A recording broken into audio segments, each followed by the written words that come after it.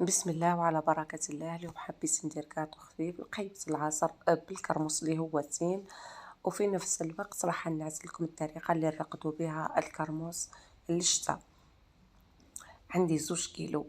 كيلو هذا راح ندير به الكاطو اللي قلت لكم عليه، والكيلو الاخر راح نرقدو للشتاء. احنا نرقدو الكرموس رغم ان هذه الطريقه راهي معروفه، لكن كل واحد وطريقته. راهي تقريبا كل العالم العربي يدير يرقد التين، كل واحد بطريقته. كما على بالنا راهو التين مذكور في القرآن به بزيت الزيتون والثوم. كي نخلطوا هذا 3 مكونات ونحطوهم مع بعضهم، بإذن الله الواحد أحد راح يكون على بسبتهم الشفاء، بالخصوص المرض بالصدر ولا السعلة ولا الكحة، كل واحد كيفاش يقول لها. كيفاش نديرو نحكموا، رغم انه كما قلت لكم كاين عده طرق. المره اللي عدات كما نعت لكم في الفيديو اللي سبق هذا، كاين اللي يحكم الحبات الكرموس كيما هكا، يغسلها ويقصها، يخليها تنشف ويحط لها زيت الزيتون وخلاص. لكن انا الطريقه هذه هي اللي تعجبني بكل صراحه. نحكم الكرموس، نغسلو ونقصو في الوسط ولا نقسمو في الوسط، ونحط له حباتون ونفورو. راح تجي هذه الطريقه، راح يجي هايله، يجي طري ويتشرب الزيت كتر، ماشي كيما اللي تحطيه كيما هكذا نقولوا من الشجره. فرق كبير. انك تحطي تفوريه راح يكون كيما قلت لكم فرق كبير. هكذا راح يشرب الزيت ويجي هاي كيما تشوفوا في الحبات تاع الكرموس. راهي هايله معسله، هايله. هذا الكرموس راهو جاني من البلاد. والحبات تاعتين نحطوا فيها السنه تاع الثوم.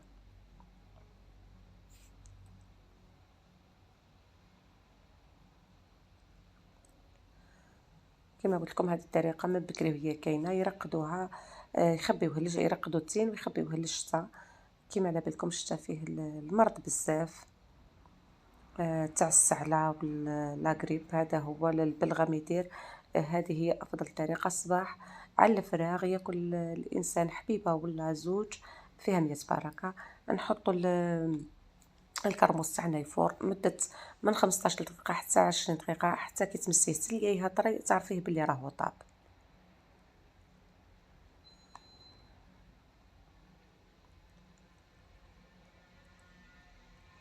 هي على حساب الكميه ولا حساب الحبات تاع الكرموس.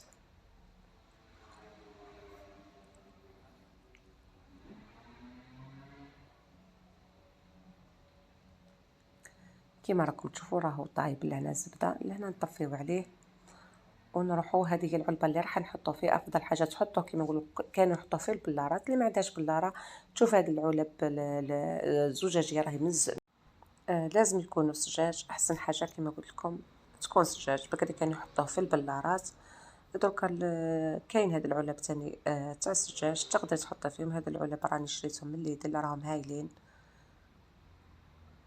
تحطي فيهم الخضره، تحطي فيهم الفاكهه، تحبي تقسمي بيناتهم، عجبوني بزاف شريت وحده منهم.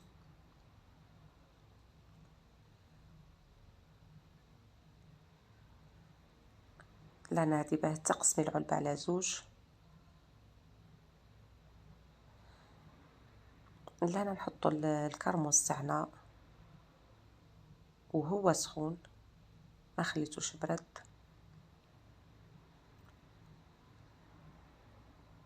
نحطو الكمية كامل،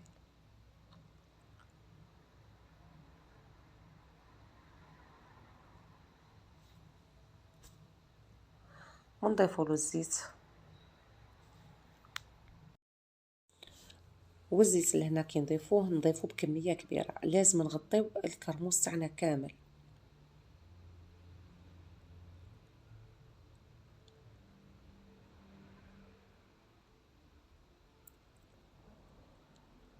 نزيدو نضغطو عليه بالمغرفة باش يخرج الهواء اللي كاين، ونزيدو نضيفو الزيت. كما قلت لكم لازم يتغطى الكرموس كامل، ما لازمش يبقاو الحبات تاعو يبانو.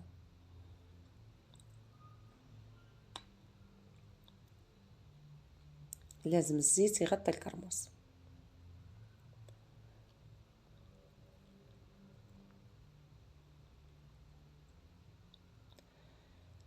من بعد ما كملنا من الكرموس المرقد نروحو نديرو كيما قلت لكم. حبيت ندير كاطو القهوه تاع العصر.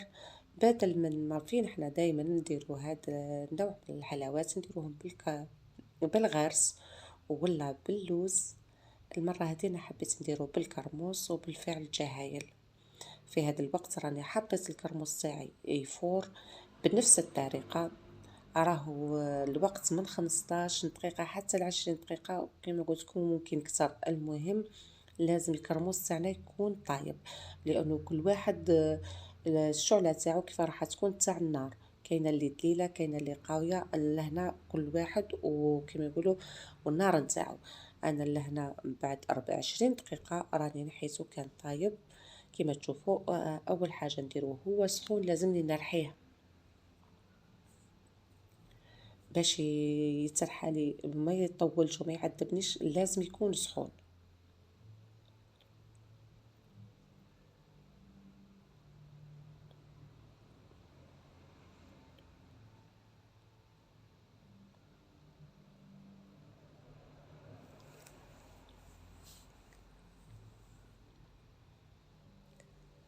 من بعد ما كملت رحيته راني حطيت له مغرفه تاع مارغرين، واللي عنده الزبده راح تكون صحيه اكثر.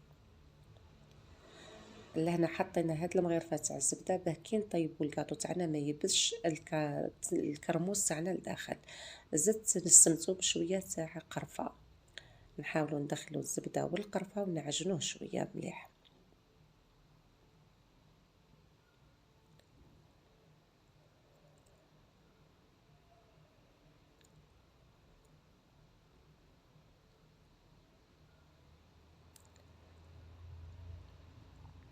من بعد ما عجناه نغطيوه ونروحو نديرو العجينه تاعنا. لهنا نحتاجو 3 كيلات فرينه بالتقريب 600 غرام. الكيلو تاع الكرموس نديرو له 600 غرام فرينه. انا لهنا درت شويه زياده لاني نحتاج العجينه، راني درت اكثر على 600. 300 3 كيلات فرينه بزوج مغارف نشا باش يجي يتقرمش. زيدوا ضيفوا له نشا، شويه ملح، ونحطوا له كيلة زبده ولا مارغرين ولا سمن، انتيا واش عندك. نخلطوه مليح حتى يدخل البسوس فيه.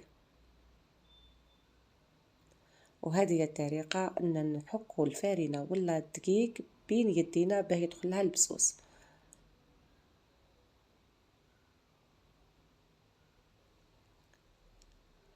نحطو لهنا كمية تاع ماء وما زهر، ونبلو العجينة تاعنا، ما لازمش تكون جارية بزاف، والفارنة لازم تكون تعجن.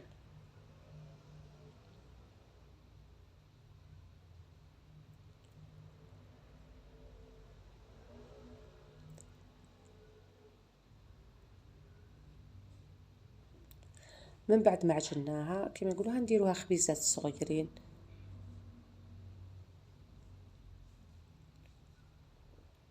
نقرصوها ونغطيوها ونخليوها تريح ربع ساعة.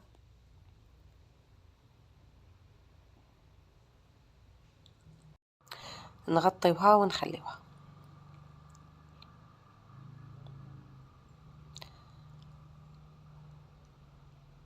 من بعد 15 دقيقة نجبدو العجينة تاعنا تكون ريحت.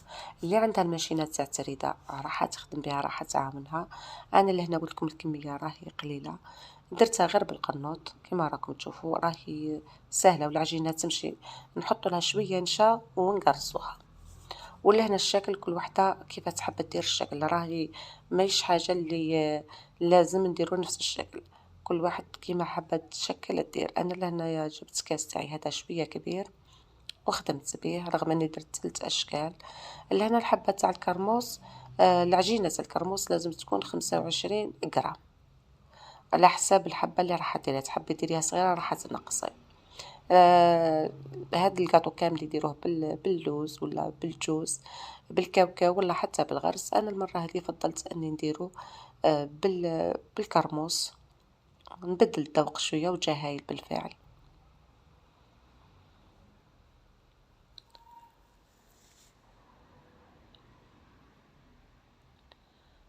والتزيين يولي لكم كل واحد كيفاش يحب يزين الحبه تاعو تاع الكاطو.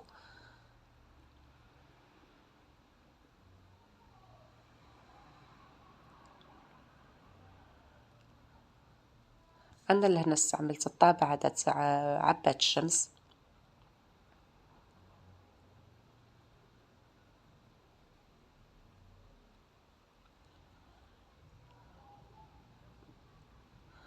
راه تجي حبته هايلة كيما راكم تشوفوا، رغم انها بسيطة بصح جات باهية. كما قلت لكم التزيين يرجع لكم كل واحد كيفاش يحب يزين الكاطو تاعو. المهم هذا تاع قيوة العصر ماهوش حاجة، جا خفيف وجا هايل وذوق مختلف.